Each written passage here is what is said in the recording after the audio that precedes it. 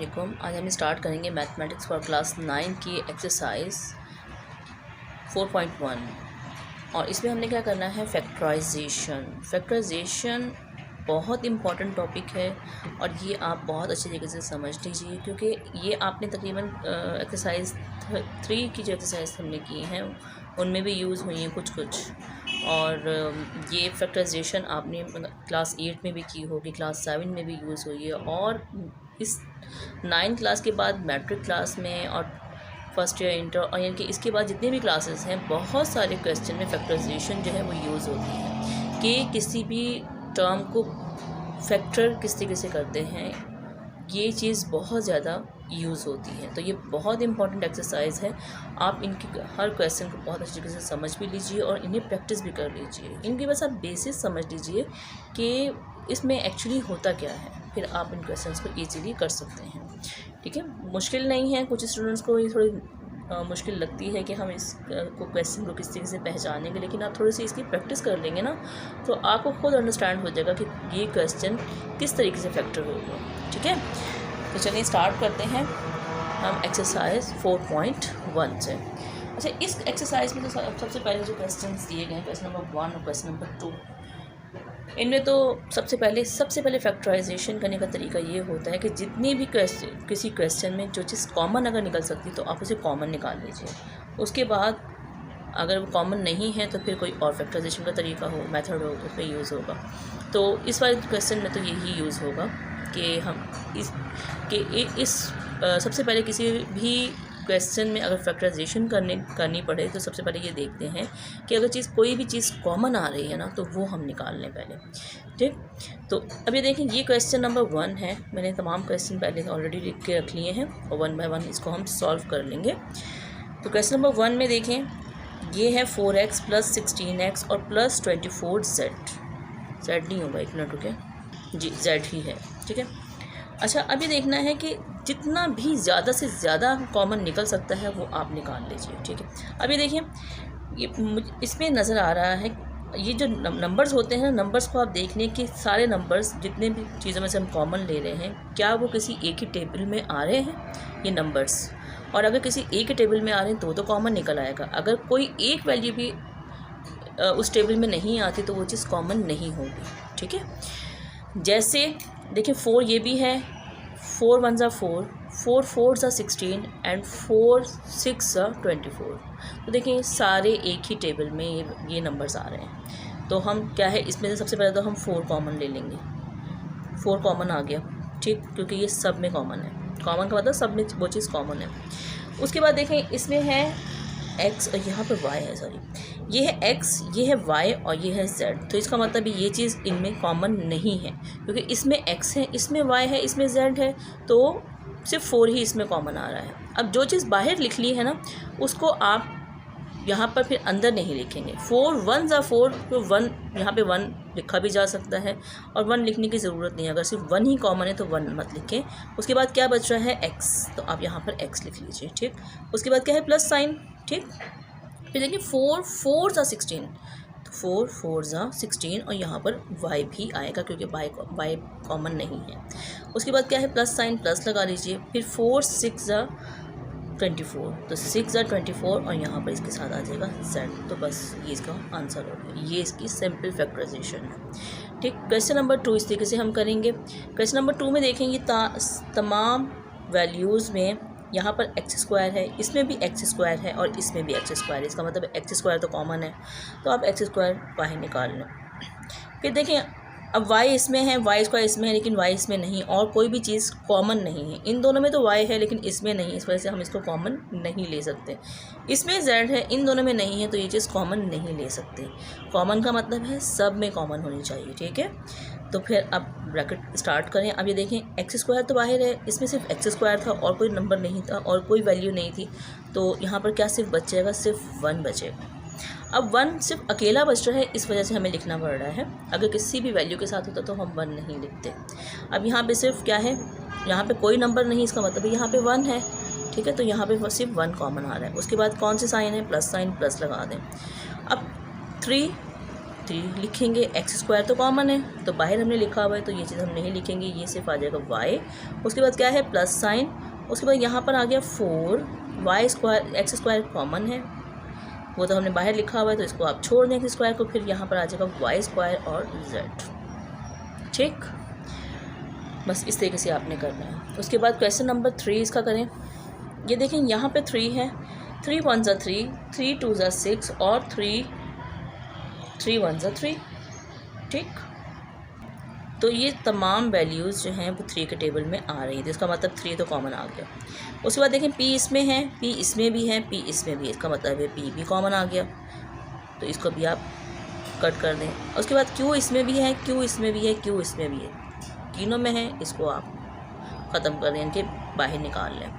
R इसमें है, R इसमें नहीं है, इसमें भी नहीं है, इसका मतलब R कॉमन नहीं है।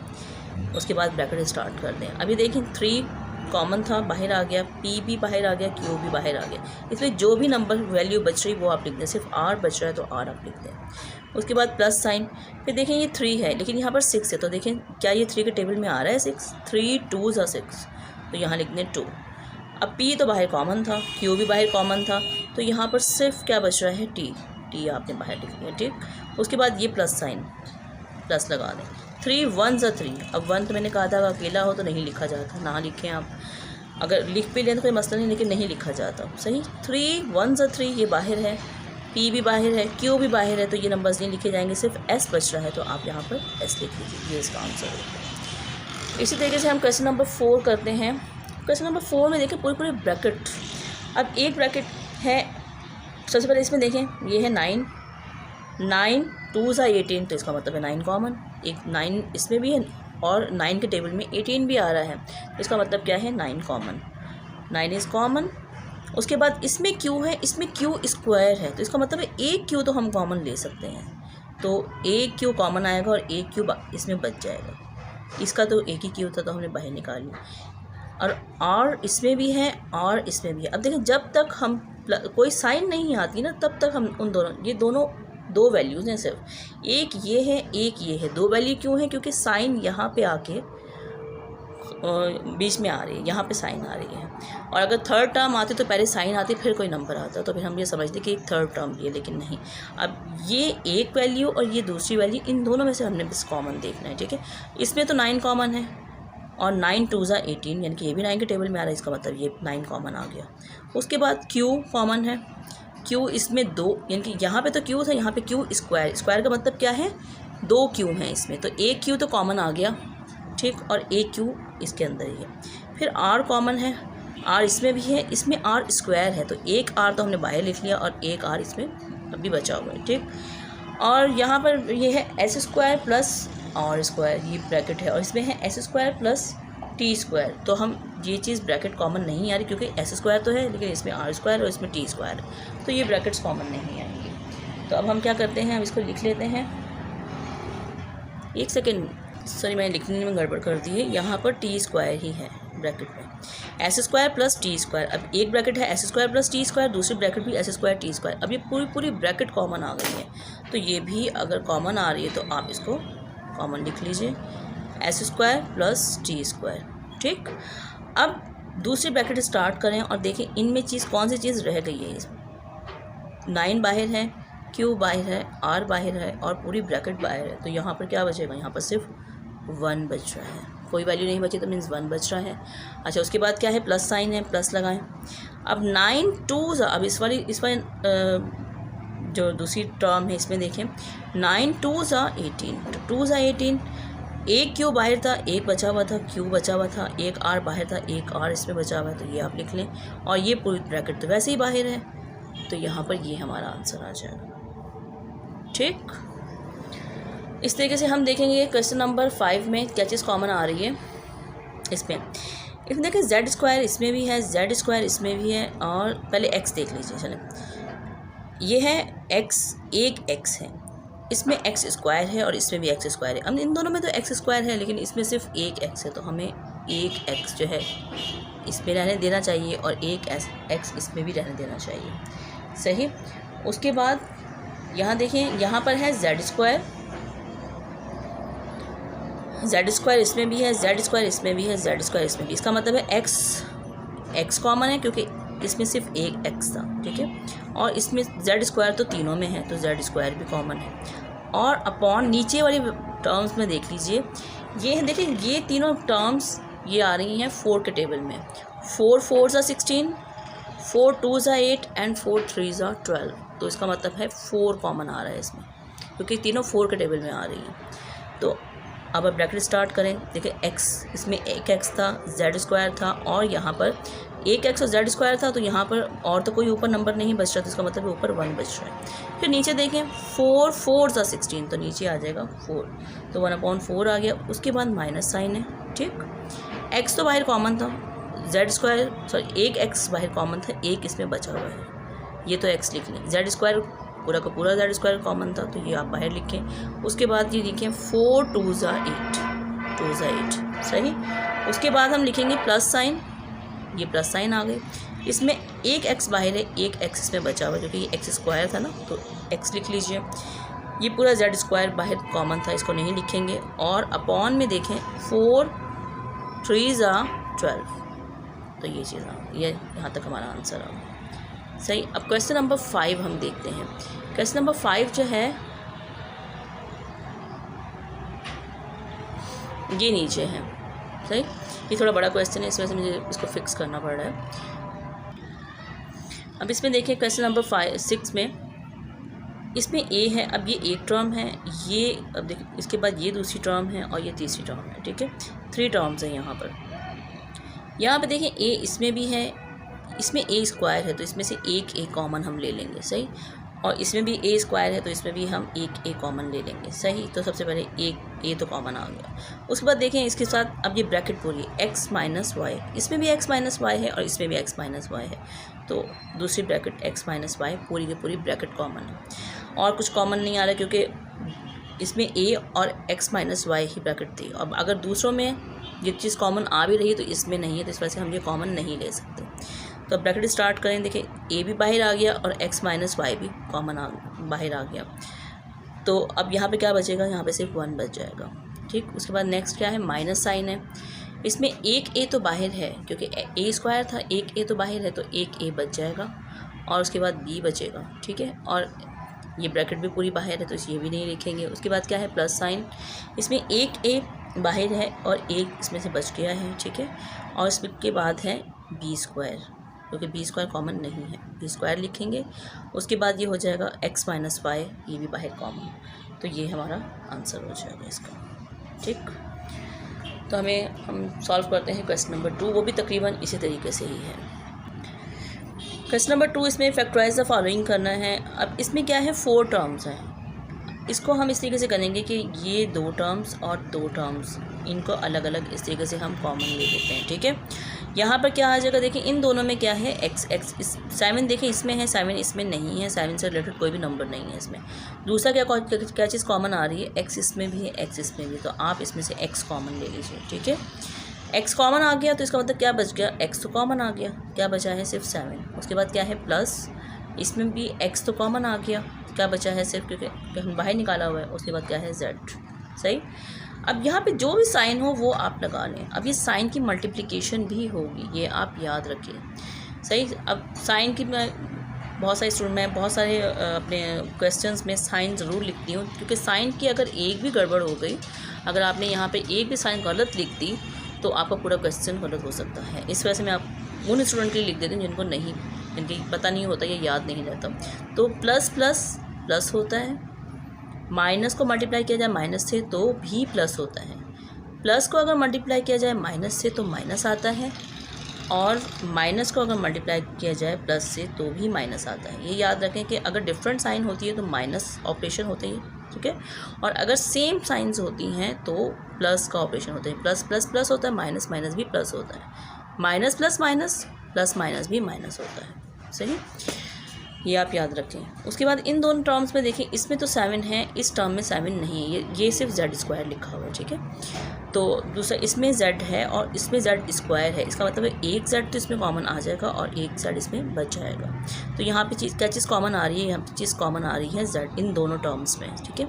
और फिर यहाँ पर अगर z कॉमन क्या चीज़ बच गई है 7। और उसके बाद ये देखिए साइन भी मल्टीप्लाई होगी, plus plus plus plus plus ही रहेगा, सही, प्लस प्लस प्लस, यहाँ पे भी प्लस है, और फिर ये साइन इससे मल्टीप्लाई करेगी, प्लस प्लस प्लस। उसके बाद यहाँ पर एक z तो कॉमन आ गया और एक z यहीं पे बाकी रह जाएगा।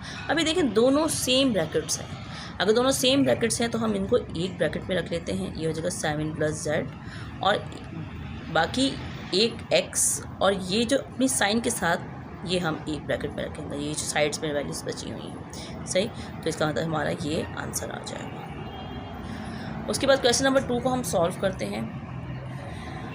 यहाँ पर देखें ये दो टर्म्स और ये दो टर्म्स, पहले इन दोनों टर्म्स में से हम कॉमन देखेंगे। देखें ये 9 है और दूसरी टर्म में 9 × 2 = 18 है, ठीक है। अब यहाँ पर तो आ गया 9,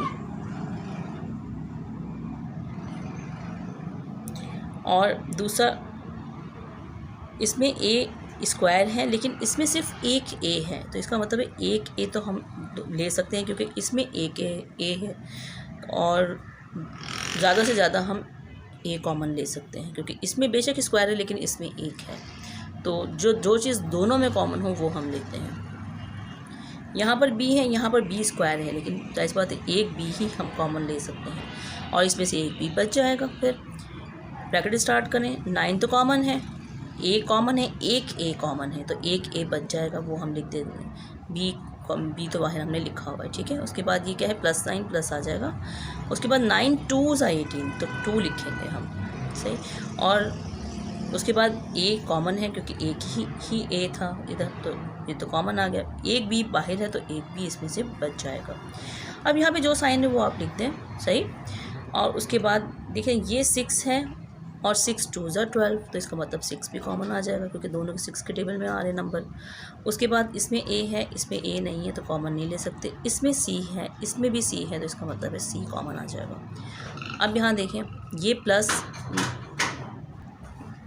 और देखें ये माइनस माइनस क्या हो जाएगा, देखिए माइनस माइनस हो जाता है प्लस। अब माइनस यहाँ तो प्लस साइन आएगी, और उसके बाद क्या है, प्लस साइन नहीं भी लिखते, ठीक है। और 6 तो कॉमन है, इसमें क्या बच जाएगा, सिर्फ a बचेगा। माइनस माइनस माइनस माइनस क्या हो जाता है, प्लस, ठीक है। ये देखिए माइनस माइनस क्या हो जाता है, प्लस, प्लस लिख दिया हमने। फिर 6 × 2 = 12, तो 2 लिखेंगे। और b कॉमन नहीं, b तो बचा हुआ है इसमें, तो हम लिख देंगे। c तो बाहर लिखा हुआ है, कॉमन है। अभी देखो दोनों ब्रैकेट सेम आ रही हैं, तो हम क्या करेंगे, a + 2b एक बार लिख लेंगे, और जो चीज़ ये ब्रोकन है वो यहाँ पर हम एक ब्रैकेट में लिख लेंगे, 9ab और फिर माइनस का 6c, ये हमारा आंसर हो जाएगा, ठीक। अब थर्ड क्वेश्चन हम सॉल्व करते हैं। अब इन दोनों में और इन दोनों में, ये देखें इन दोनों में क्या चीज़ कॉमन आ रही है, इसमें 6 और 6 × 2 = 12, तो हम लिखेंगे 6 कॉमन आ गया।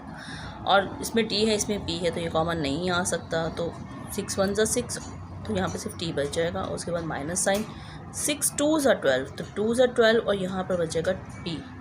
और इन दोनों में देखें यहाँ पर क्या है, प्लस साइन, तो ये 4 और 4 × 2 = 8, इसका मतलब 4 भी कॉमन आ जाएगा। t नहीं आएगा कॉमन क्योंकि t इसमें है, t इसमें नहीं है। q कॉमन आ जाएगा, q दोनों में है, सही। तो ये हो जाएगा प्लस प्लस प्लस ही रहता है, तो प्लस की साइन स्टार्ट में अगर हो तो नहीं लिखी जाती, अगर माइनस हो तो ज़रूर लिखी जाती है। तो प्लस प्लस प्लस होगा, ठीक है। उसके बाद यहाँ पर सिर्फ t बच गया। फिर प्लस माइनस माइनस, देखिए प्लस माइनस माइनस साइन आएगी, सही। अच्छा उसके बाद क्या हमने लिखना है, 4 × 2 = 8, 2 × 8, p कॉमन नहीं है तो इस वजह से p हम इसमें लिखेंगे, और q बाहर है, इसमें एक ही q था तो q नहीं लिखेंगे। अभी दोनों देखें ब्रैकेट सेम आ गई, तो इसका मतलब है इसको हम एक ब्रैकेट में लिख लेंगे, और बाकी ब्रोकन टर्म्स जो हैं वो एक में लिख लेंगे, सही। क्वेश्चन नंबर 3 तक हो गया। क्वेश्चन नंबर 4 सॉल्व करते हैं जी। क्वेश्चन नंबर 4, इसमें देखें इन दोनों टर्म्स में और ये इन दोनों टर्म्स में, इसमें क्या है, इसमें भी r² है, लेकिन इसमें सिर्फ एक r है, तो इसका मतलब है ज़्यादा से ज़्यादा हम एक r कॉमन ले सकते हैं, तो एक r फिर बच जाएगा। तो ये हो जाएगा r इसमें कॉमन आ गया, एक r कॉमन बाहर है, तो फिर इसका मतलब एक r इसमें बच गया है। उसके बाद प्लस ये 9, तो 9 लिखा जाएगा अंदर, और r बाहर कॉमन है तो वो नहीं लिखा जाएगा। उसके बाद क्या है s, फिर माइनस साइन है यहाँ पे आप माइनस साइन लिख लें। उसके बाद देखिए 7 1 7, 7 6 7 9 63, तो इसका मतलब 7 कॉमन आ गया। ठीक है, अब इसमें R है, इसमें नहीं है वो नहीं ले सकते, इसमें S है, इसमें भी S स्क्वायर है, इसका मतलब एक S है, कॉमन ले सकते हैं हम, S भी कॉमन ले सकते हैं। उसके बाद देखें ये माइनस माइनस क्या हो जाएगा प्लस। ठीक है, तो प्लस साइन स्टार्ट में हो तो नहीं लिखी जाती। ये 7 है, इसमें क्या है R सिर्फ कॉमन आ जाएगा।